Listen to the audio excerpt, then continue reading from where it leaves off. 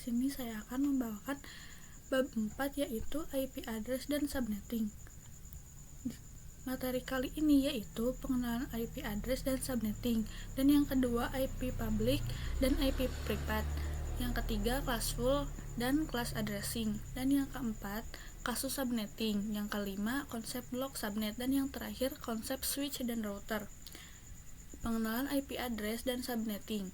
IP address yang bisa disebut Internet Protocol Address adalah sebuah identifikasi unik yang digunakan untuk mengenali perangkat yang terhubung ke jaringan komputer termasuk internet. IP address memungkinkan perangkat-perangkat tersebut untuk berkomunikasi satu sama lain dalam jaringan. IP address yang tersedia saat ini terbagi menjadi dua versi, yaitu P4 dan P6. P4 ini adalah format yang paling umum digunakan, yang terdiri dari 4 angka yang dipisahkan dengan titik, misalnya 192.168.0.1.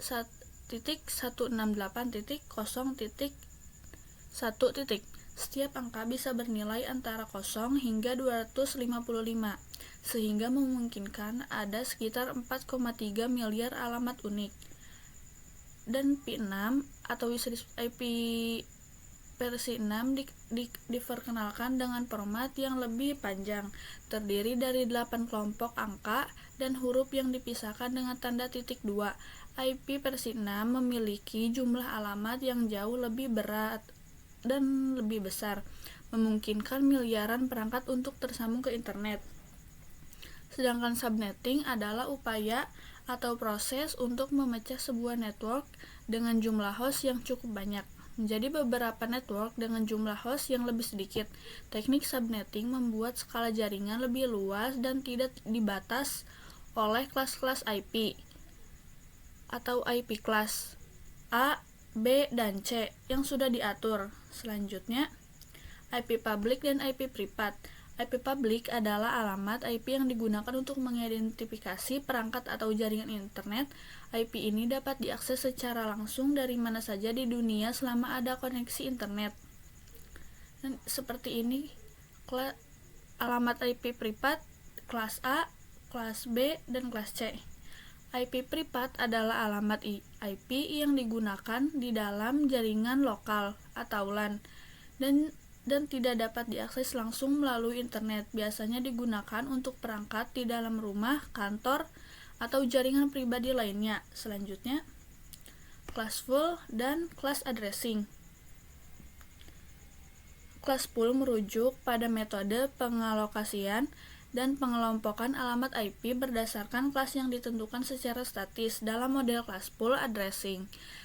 Sistem classful digunakan sebelum metode classful interdomain routing atau bisa disebut CIDR diperkenalkan.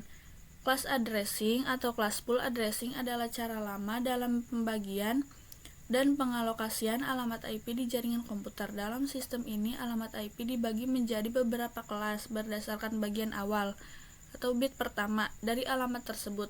Setiap kelas memiliki tujuan dan ukuran jaringan yang berbeda, sesuai dengan jumlah host yang bisa didukung dalam jaringan tersebut. Selanjutnya, kasus subnetting.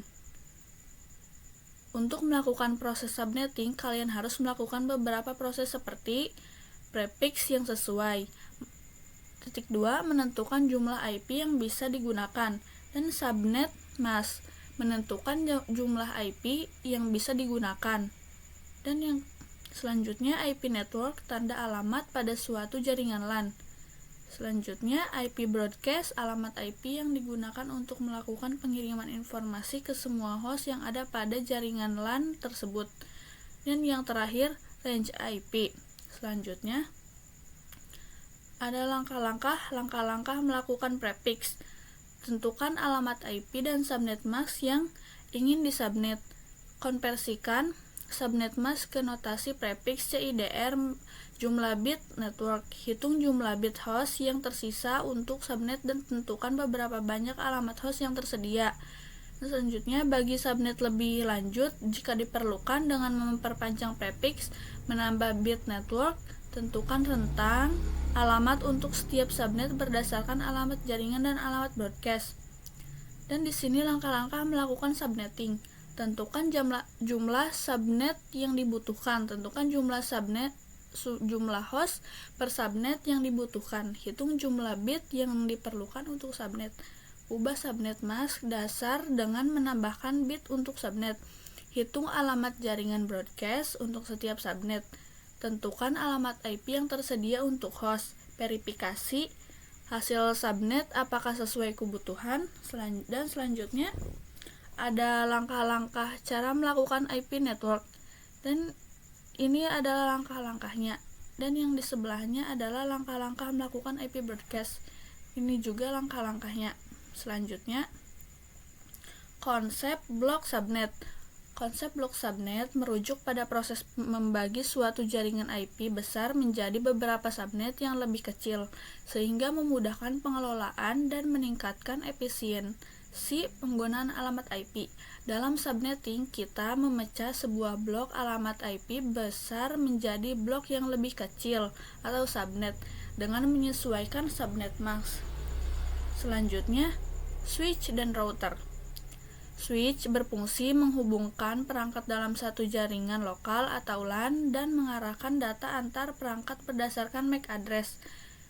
Layer bekerja pada layer 2 atau data link layer dari model OSI, dan penggunaannya menghubungkan komputer, printer, dan perangkat lain di dalam jaringan yang sama.